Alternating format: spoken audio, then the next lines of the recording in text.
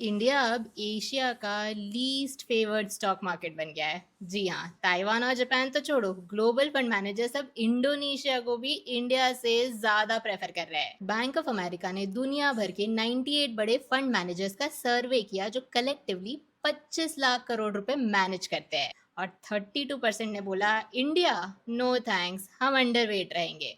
मतलब सारे fund managers ने एक साथ मिलकर इंडिया को लेफ्ट स्वाइप कर दिया। अब सवाल है, क्यों भाई? India fastest growing major economy है। इनफैक्ट रीसेंट जून क्वार्टर के नंबर्स आए हैं और निफ्टी कंपनीज के प्रॉफिट्स 18% बढ़े हैं। फिर दिक्कत क्या है? दिक्कत इंडिया की ग्रोथ स्टोरी नहीं, उनकी प्राइस है। इंडियन स्टॉक्स एक्सपेंसिव है और ग्लोबल इन्वेस्टर्स फिलहाल एआई के पीछे पागल है। ताइवान के पास टीएसएमसी है, कोरिया के पास सैमसंग और एसके हाइनिक्स है। इंडिया एआई यूज कर रहा है, लेकिन ताइवान और कोरिया एआई रिवॉल्यूशन की स्टोरी बेच रहा है।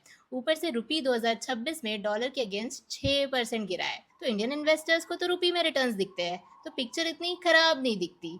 लेकिन फॉरेन इन्वेस्टर्स जब वही रिटर्न डॉलर में कन्वर्ट करता है तो उसको लगता है कि करेंसी लॉस, हाई वैल्यूएशन और रिस्क एडजस्ट करने के बाद यहाँ से कुछ बच ही नहीं रहा। इसी चक्कर में फॉरेन इन्वेस्टर्स अक्टूबर 2024 से 4 लाख करोड़ से ज्यादा इंडियन मार्केट से निकाल चुके हैं। लेकिन एक अच्छी बात यह है कि करंट क्वार्टर में वही फॉरेन इन्वेस्टर्स 38,000 करोड़ वापस भी लगा चुके हैं। तो ये ग्लोबल इन्वेस्टर्स और इंडिया का टॉक्सिक सिचुएशनशिप चल रहा है। वो इंडिया को कम्प्लीटली रिजेक्ट नहीं कर रहे, लेकिन ओपनली अपना भी नहीं रहे।